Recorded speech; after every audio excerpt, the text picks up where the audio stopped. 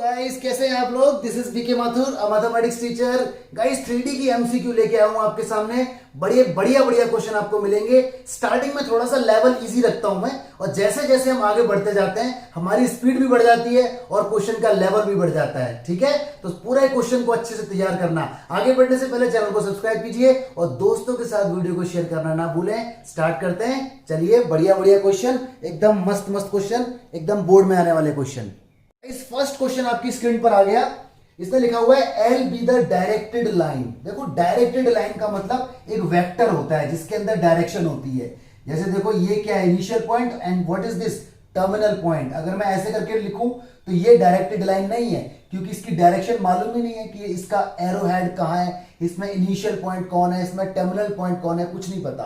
तो directed line का मतलब वेक्टर से होता है। ठीक है, तो कोई लाइन है, उसके एंगल बन रहे हैं अल्फा बीटा गामा। ठीक है, तो एंगल बन रहे हैं अल्फा बीटा गामा। आपको मालूम होगा, जब भी कोई लाइन एक्सिस के साथ, X axis, Y axis, Z axis के साथ एंगल बनाती है तो उनको डायरेक्शन एंगल कहा जाता है। ठीक है गाइस, डायरेक्शन एंगल। तो ये बात आप ध्यान रखें। आगे इसमें लिखा हुआ है line reverse its direction. Line ने अपनी डायरेक्शन बदल दी। जब जब लाइन अपनी डायरेक्शन बदलेगी तब तब डायरेक्शन एंगल भी बदल जाएंगे। यानी अल्फा पाई माइनस अल्फा हो जाएगा, बीटा पाई माइनस बीटा हो जाएगा, गामा पाई माइनस गामा हो जाएगा। तो ध्यान रखना, अगर डायरेक्टेड लाइन अपनी डायरेक्शन बदलती है तो एंगल पाई में से लेस होके आ जाते हैं। तो हमारा आंसर ये होगा। तो बताओ जरा option D is the correct answer. ठीक है, थोड़ा सा आइडिया। मान लीजिए ये कोई लाइन है और ये एंगल अल्फा है, तो ऑफ कोर्स ये वाला एंगल पाई माइनस अल्फा होगा। लीनियर पेयर 180 वाला कॉन्सेप्ट। ठीक है, तो आप ये बात ध्यान रखना कि 3D के अंदर अगर कोई लाइन एक्सिस के साथ एंगल बनाती है तो उन्हें डायरेक्शन एंगल बोलते हैं। लेकिन अगर वो लाइन अपनी डायरेक्शन चेंज कर लेती है तो एंगल सप्लीमेंट हो जाते हैं, यानी pi minus pi minus pi minus. Okay, तो D is the correct answer. चलिए, बहुत ही इजी क्वेश्चन था। नंबर 2 आपके सामने आ रहा है। बोल रहा है L 1/3 है, M 1/2 है, तो N बताओ। याद करो LMN क्या होता है, डायरेक्शन कोसाइन, और LMN का relation L square plus N square plus N square is equal to 1। आपको अच्छे से मालूम होगा।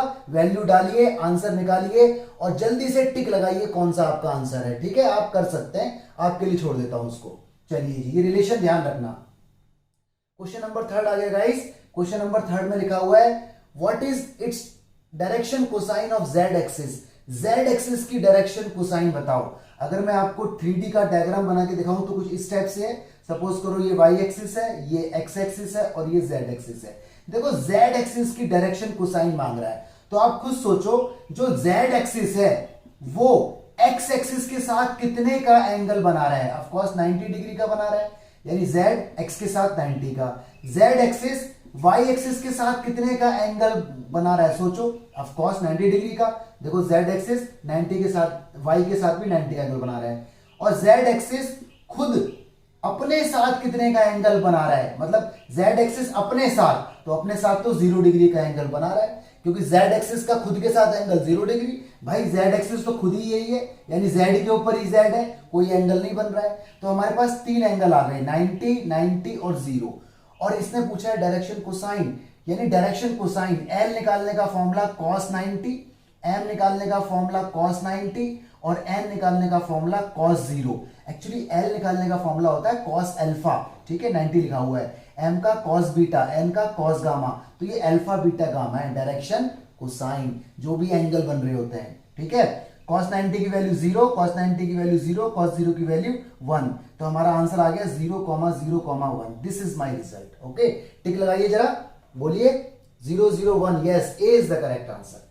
तो ध्यान रखना, ऐसे अगर आपसे पूछे कि भैया x एक्सिस की डायरेक्शन कोसाइन बताओ, x एक्सिस की, तो x एक्सिस अपने साथ 0 का एंगल बनाएगी और y और z के साथ 90 का बनाएगी। तो इसी लॉजिक से आप उसे करना। ठीक है, क्वेश्चन नंबर देखिए 4 पे आ गया मैं। इसमें लिखा हुआ है direction ratio of the line joining the point. Okay, कोई लाइन है जिसका initial point x1, y1, z1 और terminal point x2, y2, z2। ठीक है, ये दिया हुआ है। ठीक है, देखो, इसने कुछ लिखा तो नहीं है ना कि कौन इसमें इनिशियल है, कौन इसमें टर्मिनल है, तो हमने कैसे माना। इसने लिखा है line joining point this to this, तो जो पहले आता है ना उसे हम इनिशियल पॉइंट बोल देते हैं, ठीक है, तो ध्यान रखना। अच्छा जी, इसने कहा है कि डायरेक्शन रेशियो, तो भाई जब भी दो पॉइंट आपको दिए हो तो डायरेक्शन रेशियो कैसे निकालते हैं, कॉन्सेप्ट है याद रखना। ए को बोलते हैं डायरेक्शन रेशियो, सी को बोलते हैं, बी को बोलते हैं। ए निकालने का तरीका होता है x2 minus x1, y2 minus y1, z2 minus z1। तो दिस इज द आंसर। बताइए आंसर कौन होगा, डी हमारा आंसर होगा।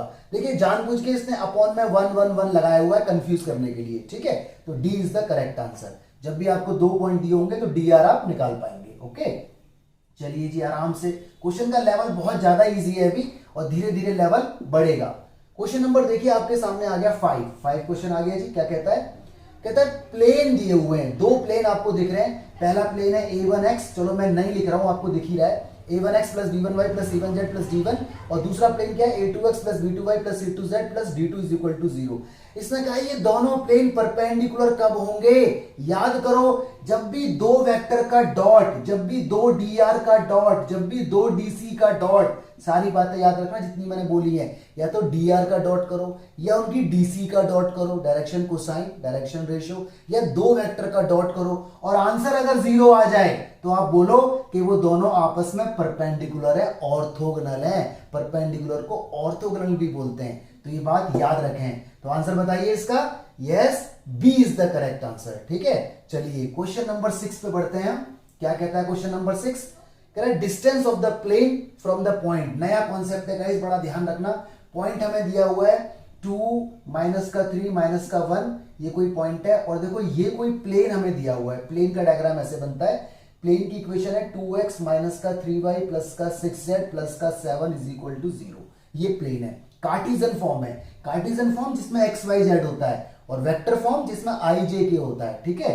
तो यहां से हमें डिस्टेंस निकालनी है, ये डिस्टेंस निकालनी है, इस पॉइंट को q बोलते हैं। तो अच्छा खासा फॉर्मूला होता है कि जब भी एक पॉइंट हो और एक प्लेन हो और डिस्टेंस निकालनी हो, और याद रखना ये हमेशा परपेंडिकुलर डिस्टेंस ही देता है। यानी ये जो फॉर्मूला मैं लिखने वाला हूं आपके सामने, ये फॉर्मूला आपको हमेशा परपेंडिकुलर डिस्टेंस देगा, चाहे ये बोले चाहे ये ना बोले। इसी वीडियो के अंदर और क्वेश्चन भी आएंगे ऐसे, तो वो आपको खुद करने हैं।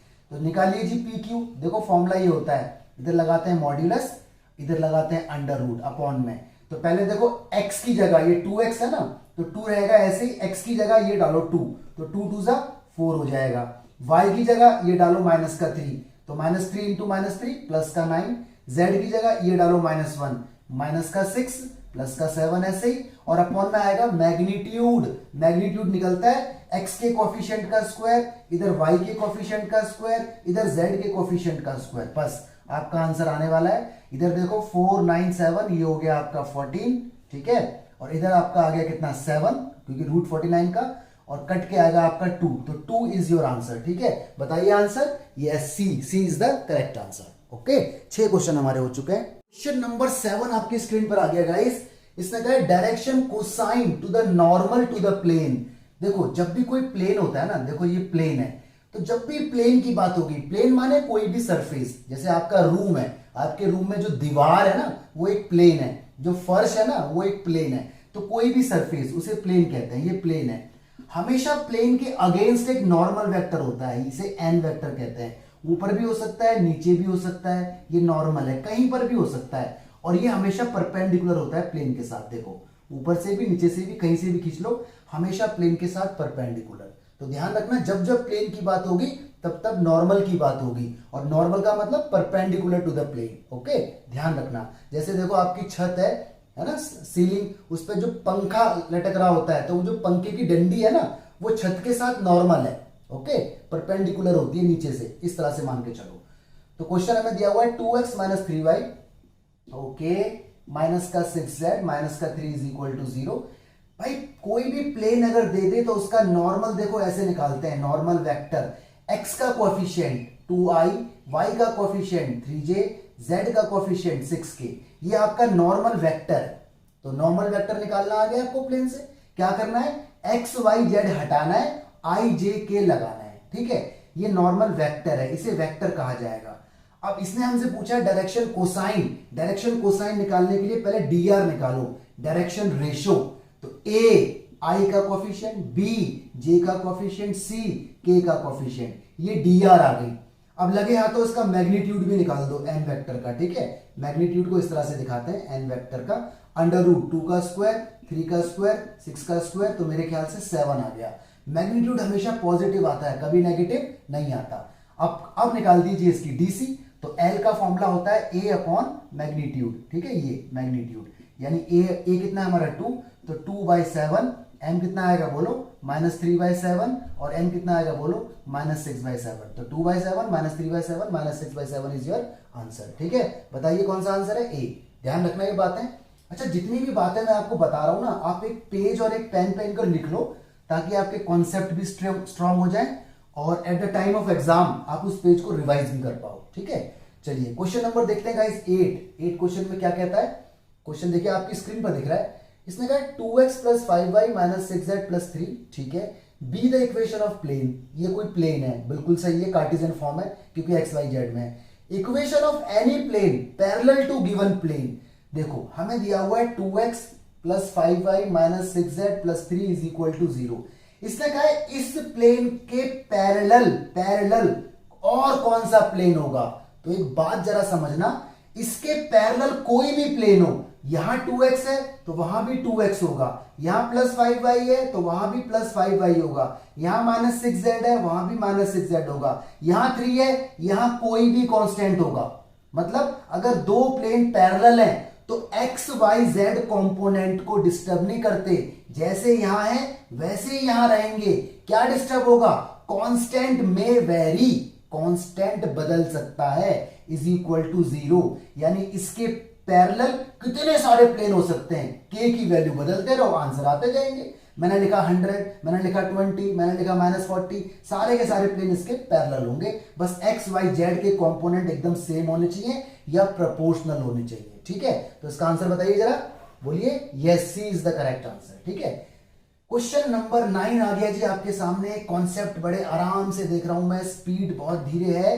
क्वेश्चन नंबर 9 जरा देखिए तो, length of perpendicular from a point this to the plane this. ये क्वेश्चन तो मैं आपको नहीं बताऊंगा, अभी अभी मैंने आपको क्वेश्चन बताया था ना, कौन सा बताया था, क्वेश्चन नंबर मैंने आपको बताया था अभी 6, तो वैसा ही ये क्वेश्चन। ये देखिए कोई प्लेन है और ये कोई पॉइंट है और यहां से लेंथ ऑफ परपेंडिकुलर मांगी है। तो मैंने तो आपसे पहले ही बोली थी कि ये परपेंडिकुलर डिस्टेंस होता है q, तो इसका फॉर्मूला अभी अभी हमने डिस्कस किया था, इधर मॉड्यूलस और इधर अंडर रूट में मैग्नीट्यूड। तो इसका आंसर आप खुद निकालें और कमेंट बॉक्स में लिखें जल्दी से। देखिए आपका आंसर अगर कमेंट बॉक्स के अंदर आता है ना, तो एक्चुअली मुझे उससे एनर्जी मिलती है, मुझे लगता है कि हाँ मेरा स्टूडेंट, मेरा व्यूअर वीडियो को देख रहा है और समझ रहा है। तो जल्दी से कमेंट कीजिए, शाबाश। क्वेश्चन नंबर 10 आ गया जी आपकी स्क्रीन पर। इसने दिया हुआ है, दो लाइंस दी हुई है एक्चुअली, r = दिया हुआ है a वेक्टर प्लस और कितना है k, और साथ में कोई b वेक्टर है। एक और लाइन है r = a वेक्टर प्लस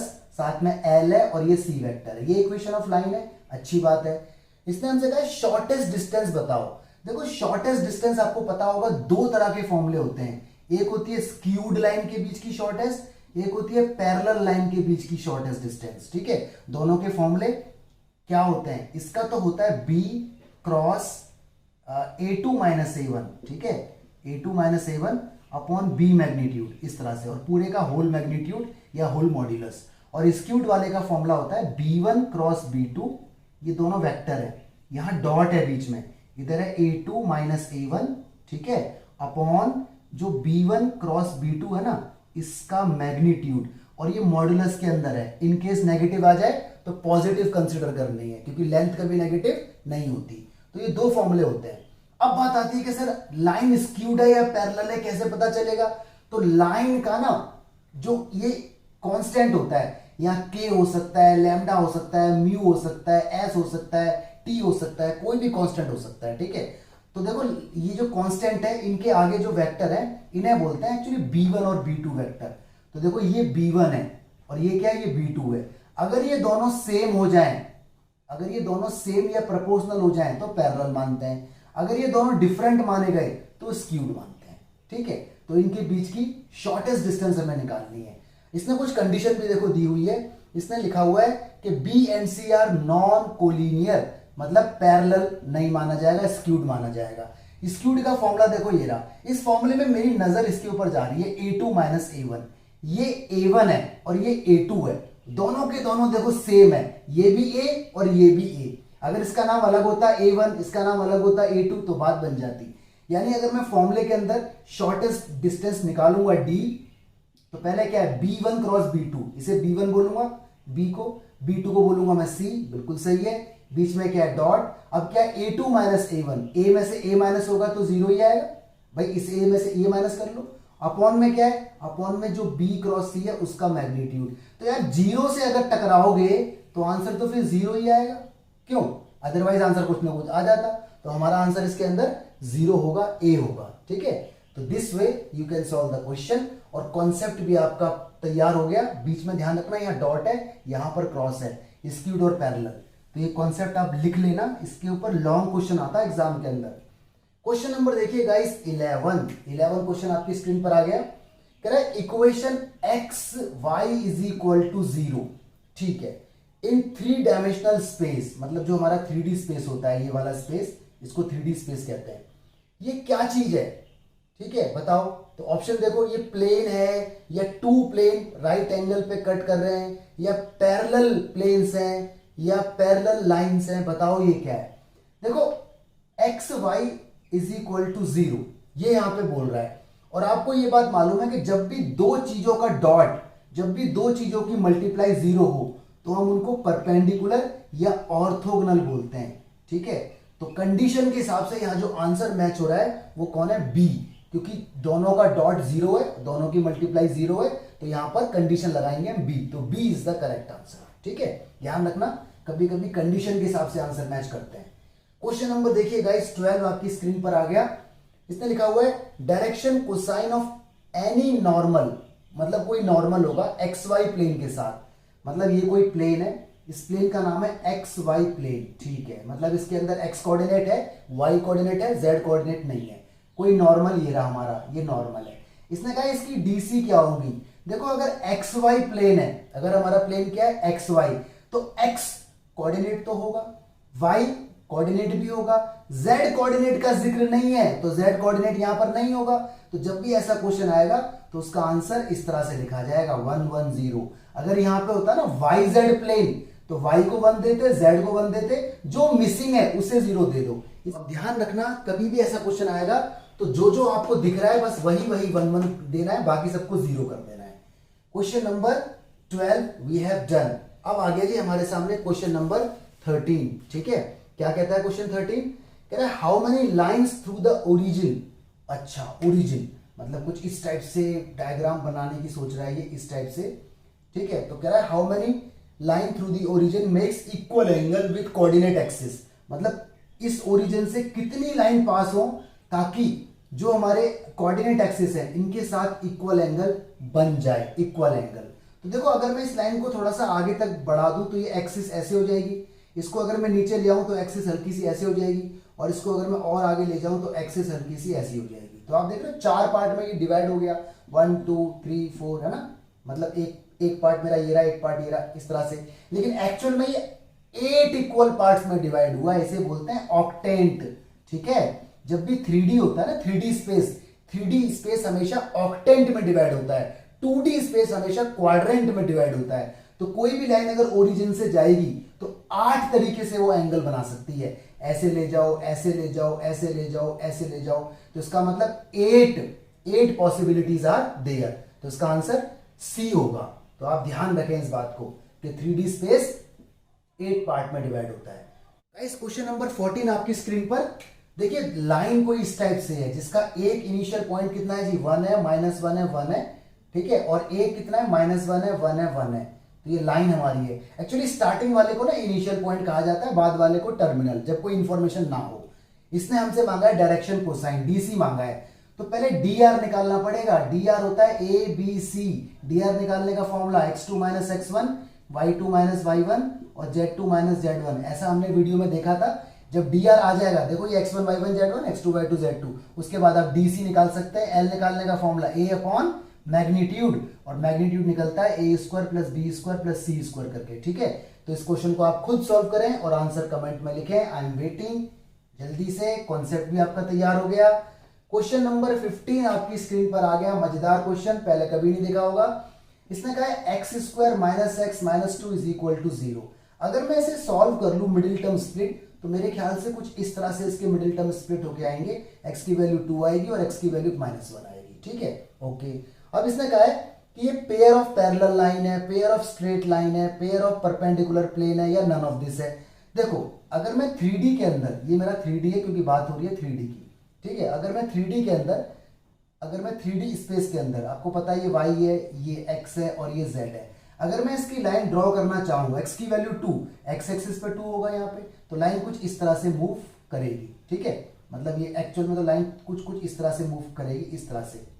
और x की वैल्यू कितनी है -1, मतलब इस x एक्सिस को मैं थोड़ा सा अगर आगे बढ़ा दूंगा तो नेगेटिव की तरफ आ जाऊंगा -1। इसकी लाइन कुछ इस तरह से ड्रॉ करेगी। तो आप देख रहे हो ये दोनों लाइन आपस में पैरेलल नहीं हो गई, तो इसका मतलब x की वैल्यू 2 और x की वैल्यू -1 अगर 3D में ड्रॉ हो जाएंगी तो देखो आपस में ये दोनों पैरेलल की तरह बिहेव करेंगी। ठीक है, तो इसका आंसर बताइए जरा, पैरेलल टू कौन सा क्वेश्चन था? Yes, A is the correct answer, a pair of parallel line. Question number आ गया आपके सामने 16, पढ़िए जरा 16 क्वेश्चन, मजेदार क्वेश्चन वंस अगेन। इसने कहा है गाइस एक लाइन है जो एंगल बनाती है Q1, Q2, Q3। ठीक है, 3 एंगल बन गए, इन्हें कहा जाएगा direction angle, DA, direction angle. ठीक है, और इसने कहा है कि वैल्यू ऑफ cos स्क्वायर बताओ, है ना। तो मुझे याद आ रहा है कि DC निकालने का फॉर्मूला LMN, अगर आपको पता हो तो DC निकालने का फॉर्मूला L का होता था cos अल्फा, अल्फा की जगह Q1, cos बीटा, बीटा की जगह Q2, cos गामा इसकी जगह Q3। और आपको रिलेशन मालूम है ना, L square plus M square plus N square is equal to 1, ये रिलेशन बिटवीन DC होता है। इसके ऊपर न्यूमेरिकल इसी वीडियो में आ चुका है। ठीक है, तो जब सोचो L की जगह ये डालोगे तो cos स्क्वायर Q1, यहां क्या आएगा cos स्क्वायर Q2, यहां क्या आएगा cos स्क्वायर Q3, इसकी वैल्यू 1, तो 1 आंसर आएगा इस पूरे एक्सप्रेशन का। आंसर बताइए जल्दी से, कौन सा क्वेश्चन था? 16, तो answer is a is the correct answer. ठीक है, क्वेश्चन नंबर देखिएगा 17 आपकी स्क्रीन पर आ गया। स्पीड हमारी धीरे चल रही है in comparison to other videos. Okay, इसने कहा डायरेक्शन रेशियो हमें दी हुई है, अरे वाह मजा आ गया, यानी हमें ए दिया है, बी दिया है, सी दिया है, तो डायरेक्शन रेशियो हमें दे देगा 135। और इसने कहा डीसी बताओ, तो एल निकालने का फॉर्मूला ए अपॉन मैग्नीट्यूड, यानी A square plus B square plus C square, M निकालने का बी अपॉन मैग्नीट्यूड और एन निकालने का सी अपॉन मैग्नीट्यूड। तो आप इसे निकाल सकते हैं और आंसर कमेंट बॉक्स में लिख सकते हैं। ठीक है, चलिए जी, इसका आंसर कमेंट में जरूर लिखना। क्वेश्चन नंबर आ गया हमारे सामने 18 क्वेश्चन, जरा देखते हैं क्या कहता है। Equation of plane through the origin. अच्छा, कोई प्लेन हमारे पास है, ये कोई प्लेन है, ये ओरिजिन से पास हो रहा है, मतलब इसके ऊपर ओरिजिन एग्जिस्ट करता है 0,0,0 इस तरह से। ठीक है, ओरिजिन मतलब सारे पॉइंट 0। अच्छा, पैरेलल टू द प्लेन, यानी ये वाला प्लेन एक और कोई प्लेन है इसके साथ पैरेलल है, और पैरेलल प्लेन क्या दिया हुआ है हमें 3x माइनस का 4y प्लस का 5z plus 6 is equal to 0। तो इसने हमसे इस वाले की इक्वेशन मांगी है। आप एक बात ध्यान रखना, जब भी दो प्लेन पैरेलल हो तो उनका नॉर्मल सेम होता है या प्रोपोर्शनल होता है। तो देखो ये और ये पैरेलल है, तो जो इसका नॉर्मल है वही इसका नॉर्मल है, तो इसका आंसर जो होगा ना वो सेम टू सेम यही आंसर होगा बिल्कुल। 3x होगा माइनस का 4y होगा प्लस का 5z होगा इज इक्वल टू 0। अब सोचोगे सर ये कहां गया? कांस्टेंट नहीं होगा क्योंकि ये ओरिजिन से पास हो रहा है, ओरिजिन इसको सेटिस्फाई करना चाहिए। अगर मैं यहां 6 लिख देता तो ये ओरिजिन इसको सेटिस्फाई नहीं करता। अब देखो जरा, x की जगह डालो 0, y की जगह 0, z की जगह 0, तो 0 0 इज इक्वल टू 0, मतलब वास्तव में ये ओरिजिन से पास हो रहा है प्लेन। ठीक है, अगर मैं यहां 6 लिख देता तो x y z की जगह 0 0 डालता तो 0 इज इक्वल टू 0 नहीं आता, फिर 6 इज इक्वल टू 0 आता, तो वो अनसेटिस्फाई हो जाता। ठीक है, तो इस तरह से आपको देखना है कि पैरेलल में हमेशा डायरेक्शन रेशियो या वेक्टर का नॉर्मल जो है, प्लेन का नॉर्मल वो सेम होगा, तो इस बात को याद रखें। क्वेश्चन नंबर आपके सामने आ गया 19। इसमें क्या है? लोकस। देखो लोकस का मतलब होता है set of all point, set of all point. Suppose करो सर्कल है, इसके सारे पॉइंट अगर मैं मिला दूंगा मिला दूंगा मिला दूंगा मिला दूंगा, तो देखो जितने भी छोटे छोटे पॉइंट है ना ये सब लोकस हैं, तो सारे लोकस अगर मिल जाएंगे तो वो सर्कल बन जाएगा, तो इसे लोकस ऑफ सर्कल कहा जाएगा। ठीक है, तो लोकस का मतलब सेट ऑफ ऑल पॉइंट।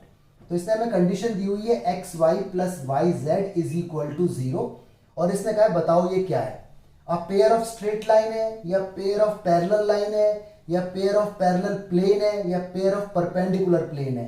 भाई कहीं पर भी बात फिट हो रही है परपेंडिकुलर में, क्योंकि हमने सीखा था कि जब भी दो चीजों का डॉट जीरो आ जाए तो इसका मतलब वो आपस में ऑर्थोगोनल है, परपेंडिकुलर है, चाहे वो लाइन हो चाहे वो प्लेन हो। तो परपेंडिकुलर वाली कंडीशन डी में फिट हो रही है। तो देखो ये भी परपेंडिकुलर और इनका भी डॉट, और दोनों का डॉट कितना है, जीरो, तो इसका मतलब ये दोनों आपस में परपेंडिकुलर है अकॉर्डिंग टू दिस क्वेश्चन। तो कंडीशन के हिसाब से हम लोग आंसर को देखते हैं, ठीक है। तो इसका आंसर डी माना जाएगा, याद रखें। क्वेश्चन नंबर 20 आ गया जी आपकी स्क्रीन पे, लिखा हुआ है alpha beta gamma R angle, अच्छा, विच अ हाफ रे मेक्स विथ पॉजिटिव डायरेक्शन। अच्छा, मतलब अल्फा बीटा गामा एंगल है, ठीक है, किसी रे ने बनाया है। रे मतलब कोई भी लाइन है, ठीक है, जो एक्स एक्सिस के साथ, वाई एक्सिस के साथ और जेड एक्सिस के साथ एंगल बनाती है। मतलब ये तो बन गया अल्फा, ये बन गया बीटा और ये बन गया पूरा गामा, ये हमारी रे है, ठीक है। तो कोई दिक्कत नहीं, हमें कंफ्यूज करने की कोशिश की जा रही है, मतलब एक लाइन को इसने रे बोल दिया। तीन एंगल हमारे सामने आ गए, अल्फा आ गया, बीटा आ गया, गामा आ गया। तो रिलेशन हमें मालूम है L square plus M square plus N square is equal to 1 होता है। एल क्या होता है, कॉस स्क्वायर अल्फा, एम क्या होता है, कॉस स्क्वायर बीटा, एन क्या होता है, cos square gamma is equal to 1। यहां तक तो हम पहुंच गए बिना भुलाए, मतलब इसने कुछ कहा नहीं लेकिन हम यहां तक आ गए। भाई एल निकालने का फॉर्मूला कॉस अल्फा होता है, एम निकालने का कॉस बीटा, एन निकालने का कॉस गामा, ठीक है। आगे इसने पूछा है क्या, sine square sine square sine square. अरे वाह, हमारा तो कॉस कॉस आ रहा है और पूछा है इसने साइन साइन है, तो कोई दिक्कत नहीं। 10th क्लास का फॉर्मूला याद कीजिए, आपके 10th क्लास के टीचर ने आपको बताया था, sine square plus cos square is equal to 1। तो वही जिक्र होगा। कॉस स्क्वायर अल्फा को ऐसे बोल सकता हूं 1 माइनस साइन स्क्वायर अल्फा, इसे 1 माइनस साइन स्क्वायर बीटा, ठीक है, और इसे 1 minus sine square gamma is equal to 1। 1 1 1 3 हो गए, ये वाला 1 इधर उठा के ले आओ, इधर माइनस का हो गया, sine square sine square sine square उठा के उधर ले जाओ, सारे प्लस के हो गए। तो sine square alpha plus sine square beta plus sign square gamma नीचे लिख देता हूं, ठीक है। तो 3 में से बन गया तो 2, तो 2 आ गई इस पूरे की वैल्यू। तो आंसर कितना होगा हमारा 2 इज द करेक्ट आंसर, ठीक है। चलिए जी, क्वेश्चन नंबर 21 देखो इसी के जैसा है, लेकिन मैं आपको सिर्फ हिंट दूंगा इसके अंदर, ठीक है। देखिए जरा 21 क्वेश्चन, इसने लिखा हुआ है अल्फा बीटा गामा एंगल है, इट्स ओके, और इसने कहा है cos 2 alpha cos 2 beta cos 2 gamma की वैल्यू बताइए। तो हमें तो नहीं पता, तो cos 2 थीटा का फॉर्मूला, cos 2 थीटा का फॉर्मूला cos वाला होता है 2 cos स्क्वायर थीटा माइनस 1, ये लगा दो। तो लगाओ इसकी जगह 2 cos स्क्वायर अल्फा माइनस 1, इसका भी लगाओ 2 cos स्क्वायर अल्फा माइनस 1, इसका भी लगाओ 2 cos स्क्वायर गामा माइनस 1, ठीक है। आगे देखो मैं इसको यहां पर बढ़ाता हूं, ये फॉर्मूला मैं रब कर रहा हूं, आप याद रखना है इसको, ठीक है गाइस। ध्यान से देखिए इधर 2 cos 2 cos 2 cos, 2 लिया मैंने कॉमन, अंदर बचा cos square alpha cos square beta cos square gamma, ठीक है। और देखो माइनस 1 माइनस 1 माइनस 1, ये माइनस का 3 हो गया। हर बच्चे को मालूम है इसकी वैल्यू 1 होती है, क्यों, ये L है। अरे L क्या होता है, cos अल्फा, ये M है, ये N है, और आपको अच्छे से मालूम है L square plus M square plus N square is equal to 1। तो ये पूरा 1 हो गया, यहाँ 2 है, माइनस का 3 है, और आंसर आ गया आपका माइनस का 1, ठीक है। तो -1 इज योर करेक्ट आंसर, यानी बी। तो देखो दोनों क्वेश्चन बड़े बेहतरीन थे, दोनों क्वेश्चन सीबीएसई में आए हुए हैं, कॉम्पिटिशन के अंदर भी आते हैं ये। अगर आप छोटी मोटी यूनिवर्सिटी के एंट्रेंस के एग्जाम दोगे तो आपको एमसीक्यू से ही पार हो जाएगा, गारंटी है मेरी, ठीक है। क्वेश्चन आ गया आपके सामने 22, क्या कहता है क्वेश्चन, समझते हैं। इसने कहा एक लाइन है, अच्छा लाइंस दे दी इसने, x की वैल्यू एक 1 है और y की वैल्यू 2 है, ठीक है। लाइन है मतलब इस तरह से लिखी हुई है, कॉमा करके y इज इक्वल टू 2, ठीक है। तो इसने कहा है बताओ भाई क्या कंडीशन है, ये पैरेलल टू x एक्सिस होगी, पैरेलल टू y एक्सिस होगी, या पैरेलल टू z एक्सिस होगी, या क्या होगी। देखो 3D स्पेस हमारा ये रहा, ये हमारा 3D स्पेस कहलाता है। ये सपोज करो y एक्सिस है, ये x एक्सिस है और ये z एक्सिस है। x की वैल्यू 1 यहां कहीं होगी, ड्रॉ करो से, कुछ इस तरह से लाइन जाएगी, मतलब पैरेलल है ये, ठीक है। अच्छा जी, किसके, z एक्सिस के भी देखो पैरेलल ही है, अगर मैं इसे ऊपर तक भी ले जाऊं तब भी वो पैरेलल ही रहेगी। y की वैल्यू कितनी है 2, या फिर मैं इसको अच्छे से ड्रॉ करके दिखाता हूं, मैं इसको ना कोऑर्डिनेट पे ले लेता हूं ऐसे करके 1, 2, 0। तो x की वैल्यू 1 कहां होगी, यहां कहीं, और y की वैल्यू 2 कहां होगी, यहां कहीं। ये मेरी कोई लाइन है, ठीक है। अगर मैं इसे ड्रॉ कर दूं, अगर ये इस तरह से होगी ड्रॉ, तो देखो ऐसे ड्रॉ होगी ऊपर की तरफ, ऐसे करके पूरी दो ओवरऑल। तो देखो ये लाइन ना, ये जो लाइन है ये आपको दिख नहीं रही, 3D में आपको ये ऐसे करके दिख रही है, लेकिन ये लाइन इसके ऊपर एक्चुअली खड़ी हुई है, तो ये लाइन इसके साथ ना पैरेलल हो गई, तो ये इसका आंसर माना जाएगा पैरेलल टू जेड एक्सिस। थोड़ा सा ट्राई करके देखना, सोचना, समझ आ जाएगा। ठीक है, चलिए क्वेश्चन नंबर देखते हैं 23 क्वेश्चन आ गया जी आपकी स्क्रीन पर। क्या कहता है क्वेश्चन? कह रहा है एंगल बिटवीन टू प्लेन। अरे वाह, दो प्लेन, मान लीजिए एक प्लेन ये रहा और मान लीजिए एक प्लेन ये रहा। ठीक है, ये देखो इनके बीच का एंगल। लैपटॉप समझते हो ना, लैपटॉप आपके पास होगा, तो लैपटॉप को अगर हम ऐसे करके खोलते हैं तो देखो एंगल बनता है कुछ, ऐसे खोलते हैं तो 90 डिग्री, ऐसे खोलते हैं तो ऐसा। आजकल तो 360 डिग्री वाले भी लैपटॉप आ गए हैं, पूरा रोटेट हो जाते हैं। तो ये समझ लो एंगल बिटवीन लैपटॉप। तो फॉर्मूला होता है cos theta is equal to n1 dot n2 upon n1 magnitude, और यहाँ आएगा n2 मैग्नीट्यूड, और ये पूरा मॉड्यूलस में रखा जाता है कि नेगेटिव आए तो पॉजिटिव कंसिडर किया जाए। तो ध्यान रखना यहाँ पे cos थीटा ही रहेगा। n1 क्या है? देखो आपको प्लेन दिया हुआ है इक्वेशन में, है ना, आपको प्लेन इक्वेशन के अंदर दिया हुआ है। तो प्लेन दिया हुआ है आपको 2x minus Y plus Z is equal to 6, और एक प्लेन दिया हुआ है x plus Y plus 2z is equal to 7। देखो n1 का मतलब है नॉर्मल टू प्लेन नंबर 1, तो x y z हटाओ और i j के लगाओ, 2i माइनस का j प्लस का k। लो जी n1 का अरेंजमेंट हो गया। n2 x y z के coefficient i plus j plus 2 के, x y z हटाओ i j के लगाओ। लो जी n2 का अरेंजमेंट हो गया। डॉट करना आपको आता ही है, वेक्टर की एमसीक्यू में सीखा था हमने, i की i में, j की j में, k की k में। मैग्नीट्यूड निकालने में आप परफेक्ट हो, तो इसका आंसर मुझे कमेंट में जरूर बताना। ठीक है, चलिए क्वेश्चन नंबर 24 पे आ जाते हैं। 23 तक हम देख चुके हैं। ओके, आइए जी 24 पे क्या कहता है? करेक्ट, प्लेन दिया हुआ है, ठीक है, एक और प्लेन दिया हुआ है, ठीक है, दो प्लेन है, ठीक है। देखो प्लेन की इक्वेशन ये भी होती है, r डॉट यहाँ पर समथिंग और इज इक्वल टू कोई नंबर, ये भी प्लेन की इक्वेशन होती है। तो जब भी ऐसा हो ना, r डॉट यहाँ पे कोई नंबर लिख देता हूँ या कोई कांस्टेंट लिख देता हूँ, r डॉट समथिंग, तो ये जो समथिंग है ना, ये कुछ नहीं होता, ये आपका नॉर्मल वेक्टर होता है। नॉर्मल, इसे n वेक्टर कहा जाता है। तो आपको देखो ध्यान से दो दिख रही है, तो पहले प्लेन का n निकालो जरा, n1 बोलो, उसे मैं लिख सकता हूं 2i प्लस का 3j माइनस का 6k। और दूसरे प्लेन का देखो n2, बड़ा खतरनाक सा लग रहा है, माइनस का 27i, ठीक है, माइनस का 3/7j और प्लस का 6/7k। दोनों के मैंने निकाल लिए, प्लेन आपको इक्वेशन में दिख रहे हैं, मैंने दोनों के नॉर्मल निकाल लिए। अब यहाँ चेक करो क्या कंडीशन है। इसने कहा पैरेलल है, परपेंडिकुलर है, इक्विडिस्टेंट फ्रॉम 0 0 है, नन है। तो देखो अगर ये पैरेलल है तो ये ना प्रोपोर्शनल होना चाहिए, like this, a1 upon a2 parallel, और यहां पर हम इसे कोलिनियर भी कह सकते हैं। तो पैरेलल और कोलिनियर एक तरह से दोनों बातों को यहाँ पे एक माना जाता है, हालांकि डिफरेंस होता है, लेकिन आप अभी एक मान के चलें। तो देखो a1 क्या है 2, a2 क्या है ये रहा, तो जरा रखो 2 के अपॉन में माइनस का 2/7 आएगा, और ये जब ये पलटेगा तो मेरे ख्याल से -7 आंसर आएगा। ठीक है, अब निकालो b1 अपॉन b2, निकालो भाई जरा, यानी 3 के अपॉन में जब माइनस का 3/7 आएगा और जब ये पलटेगा तो -7 आंसर आएगा। अब निकालिए आप क्या, c1 अपॉन c2, निकालो जरा, यानी -6 के अपॉन में जब 6/7 आएगा और ये पलटेगा तो 7 आंसर आएगा। तो आपने यहाँ पे देखा कि a1 upon a2 result equal है b1 अपॉन b2 का रिजल्ट c1 अपॉन c2। जैसे ये कंडीशन अचीव होती है तो हम बोलते हैं पैरेलल पैरेलल पैरेलल पैरेलल। ठीक है, तो हमारा आंसर पैरेलल होगा। ओके, 24 क्वेश्चन ये था, कॉन्सेप्ट आप याद रखना, इजी क्वेश्चन था। ये -7 है, ठीक है गाइस, ये -7 है क्योंकि ये माइनस है। चलिए क्वेश्चन देखते हैं हम आगे। 25 क्वेश्चन पे हम लोग आ चुके हैं। क्या कह रहा है क्वेश्चन, स्क्रीन पर आ गया, जरा देखो, पढ़ो और दिमाग लगाओ जरा, और आंसर गैस करो। और अगर आपने आंसर मेरे से पहले गैस किया है तो कमेंट में लिखना yes sir I have guessed correct answer. Okay, चलिए हो गया ट्राई। मैं पढ़ता हूं अब। इसने कहा इक्वेशन ऑफ प्लेन बताओ थ्रू द पॉइंट 1 2 -3। ठीक है, मतलब कोई प्लेन मेरे पास है, इस पर कोई पॉइंट पड़ा हुआ है, 1 है, 2 है, -3, कहीं पर भी हो सकता है लेकिन प्लेन के ऊपर ही। और इसने कहा पैरेलल है ये इस प्लेन के, मतलब ये प्लेन, ये मेरा रिक्वायर्ड प्लेन है जो मुझे निकालना है। ये प्लेन पैरेलल है इस प्लेन के। ये प्लेन मुझे दिया हुआ है, कितना है, 3x माइनस का 5y प्लस का 2z इज इक्वल टू 11। तो देखो इस प्लेन की इक्वेशन ना ये होती है, प्लेन की इक्वेशन अगर मैं आपको बताऊं, a x minus x1 plus b y minus y1 plus c z minus z1, ठीक है, इज इक्वल टू 0।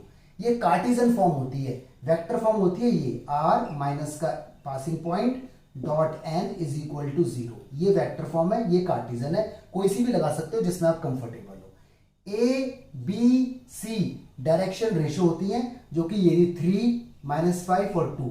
बात आती है सर ये तो इस वाले प्लेन की है। अरे दोनों प्लेन पैरेलल हैं। जब दो प्लेन पैरेलल होते हैं तो उनकी डी सेम होती है, उनका नॉर्मल वेक्टर सेम होता है। तो इसलिए ए यहां पे 3, तो इसका भी 3 माना जाएगा। ठीक है, x माइनस x1 की जगह ये रखो पासिंग पॉइंट 1, b की जगह y के साथ वाला माइनस का 5 है। ठीक है, और y1 की जगह 2 रखो, c की जगह 2 है, z1 की जगह -3, तो +3 हो जाएगा इज इक्वल टू 0। दोबारा बता रहा हूं, देखो ये a है, ये b है और ये c है। तो a b c तो नॉर्मल वेक्टर के कोएफिशिएंट, इन्हें डायरेक्शन रेशियो भी कह देते हैं। और ये पासिंग पॉइंट है x1 y1 z1, यहां पुट करो, इसे सॉल्व करो तो आपका आंसर आ जाएगा डी आपका आंसर आएगा सॉल्व करने पर। ठीक है, तो आप इसे सॉल्व करके देख लेना एक बार, और अगर हो जाए तो आंसर कमेंट में जरूर लिखना कि sir I have done it. Okay, तो हमारे 25 क्वेश्चंस हो चुके हैं। ये था हमारा पार्ट 1 MCQ 3D। क्वेश्चन का लेवल इजी था।